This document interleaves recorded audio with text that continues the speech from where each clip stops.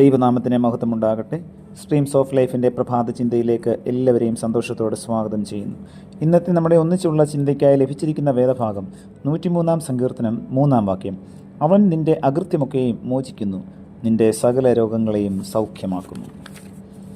ചെറുപ്പത്തിലെ മന്ദരോഗം ബാധിച്ച് കാലുകൾ വികലമായ ഒരു യുവാവ് ഒരു സമ്പന്ന ഭവനത്തിലുണ്ടായിരുന്നു. ഈ രോഗത്തിന് ഫലപ്രദമായ ചികിത്സ അക്കാലത്ത് ലഭ്യമായിരുന്നില്ല. ഇത് അവനെയും കുടുംബാംഗങ്ങളെയും വല്ലാതെ അലട്ടി. ഇത്തരം രോഗങ്ങൾ സുഖമാക്കുന്ന ഒരു ഡോക്ടറെക്കുറിച്ച് ഒരിക്കൽ ഒരാൾ ഈ യുവാവിനോട് പറഞ്ഞു. ആ ഡോക്ടറുടെ അടുക്കൽ എത്തണമെങ്കിൽ വളരെ ദൂരം യാത്ര ചെയ്യണം എന്നതിനാൽ അവൻ്റെ മാതാപിതാക്കൾക്ക് അത് സാധിക്കുമായിരുന്നില്ല.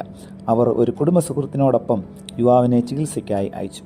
ചില മാസങ്ങൾക്ക് ശേഷം പരിപൂർണ സൗഖ്യം പ്രാപിച്ച യുവാവ് സന്തോഷത്തോടെ താൻ മടങ്ങിയെത്തുന്ന വിവരം കുടുംബാംഗങ്ങളെ അറിയിച്ചു.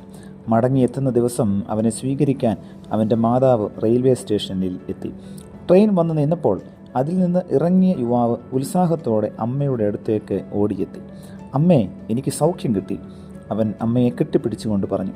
അത് വിശ്വസിക്കാനാകാതെ മാതാവ് അവൻ്റെ വായ് പൊത്തിപ്പിടിച്ചുകൊണ്ട് പറഞ്ഞു, വേണ്ട വേണ്ട, നിനക്ക് സൗഖ്യം കിട്ടിയെങ്കിൽ അത് അമ്മയ്ക്ക് നേരിട്ട് കാണണം. നീ ഈ പ്ലാറ്റ്ഫോമിലൂടെ ഒരറ്റം മുതൽ മറ്റേ അറ്റം വരെ 5 പ്രാവശ്യം ഓടണം.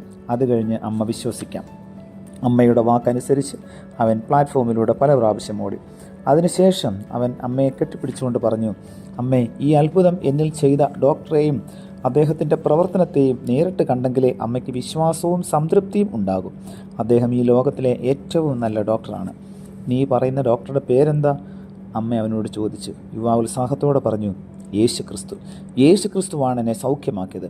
ആ വലിയ ഡോക്ടറെ അമ്മ അറിയണമെന്നതായിരുന്നു അവൻ്റെ ആഗ്രഹം. ക്രിസ്ത്യാനികളായ നമുക്ക് യേശു എത്ര നല്ല സ്നേഹിതനും സഹായകനുമാണ്. പ്രിയപ്പെട്ടവരെ, ആപത്ത് ഘട്ടങ്ങളിൽ കരം പിടിച്ചുയർത്തുന്നവനാണവൻ.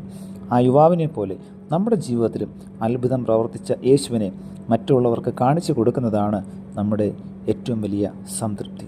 ദൈവത്തിൻ്റെ പരിശുദ്ധാത്മാവ് നമ്മെ അതിനെ സഹായിക്കട്ടെ. പ്രാർത്ഥിക്കാം. പ്രിയ കർത്താവേ, ലഭിച്ച വചനത്തിനായി നന്ദിയോടെ സ്തോത്രം. അങ്ങയിൽ ലഭിക്കുന്നതായിട്ടുള്ള നന്മകൾ മറ്റുള്ളവരുമായി പങ്കുവെച്ച് കർത്താവെ, അങ്ങയുടെ മഹത്വം മറ്റുള്ളവർക്ക് കാണിച്ചു കൊടുക്കുവാൻ ഞങ്ങളുടെ ഓരോ ദിവസത്തെയും ജീവിതത്തെ അവിടുന്ന് സഹായിക്കണമേ.